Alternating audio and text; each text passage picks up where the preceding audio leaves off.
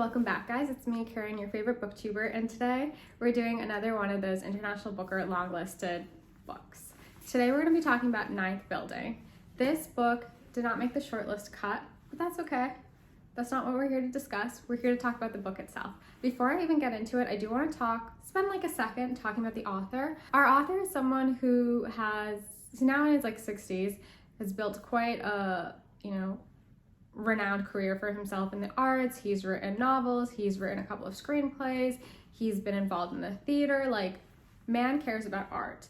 However, around the 1990s, he kept on coming back to memories from his childhood. He realized he had certain things that he just couldn't get past, so he felt compelled to write them down. As such, Ninth Building is the culmination of those memories. This book reads more autobiographical, more memoir-esque than it does fiction. It fits in a very nebulous space because it's not even fully memoir and it's not even fully fiction. It's very awkward.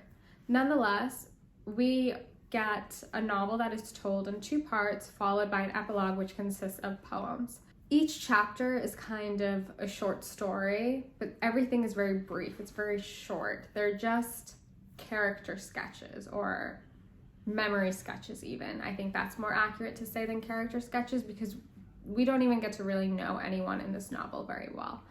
But part one starts off with our narrator's childhood. So maybe from the age of about 8 to 13, he lives in the Ninth Building. That is the name of the building where he lives, and it no longer exists. It has been demolished. There is another building there, but in this building, obviously, as one would expect, there's a lot of families, there's a lot of children, his friends are there.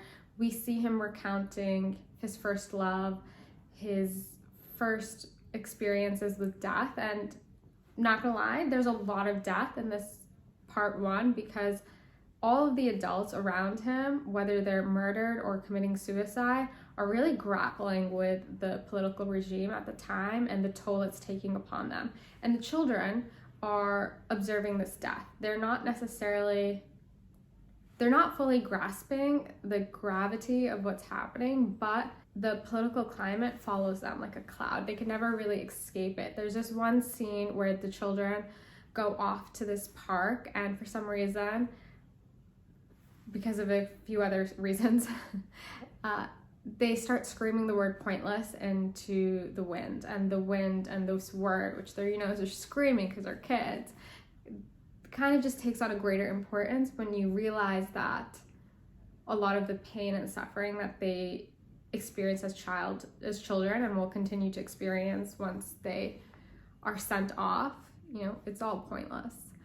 And then when you get to part two, that's when I think things get a little bit more interesting because we're seeing our narrator, who's maybe about the age of 19, he is gone to the Great Northern Waste, basically as an individual who's educated, who has an interest in the arts. He brings his violin with him.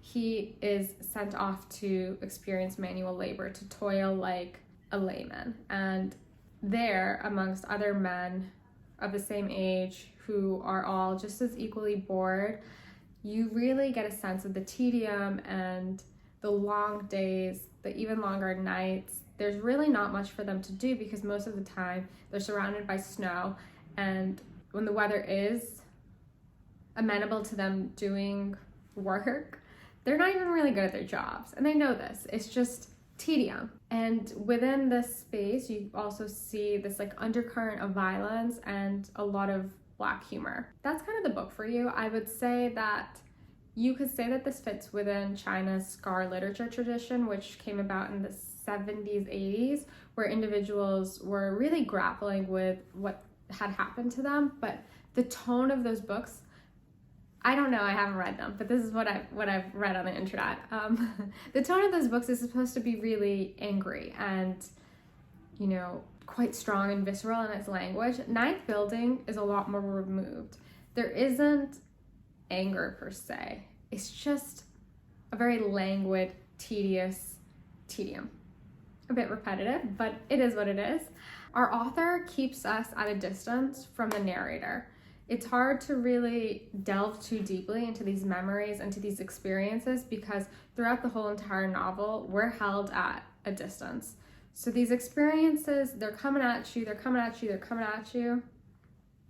But it's hard to really connect to them. That's kind of what I have to say about this. I think that's kind of the book for you. It concludes with a couple of poems, which, not gonna lie, I kind of just skimmed them. They weren't really my cup of tea, but maybe this book will be for you. Let me know in the comments if you read it, if you're sad it didn't make it to the short list.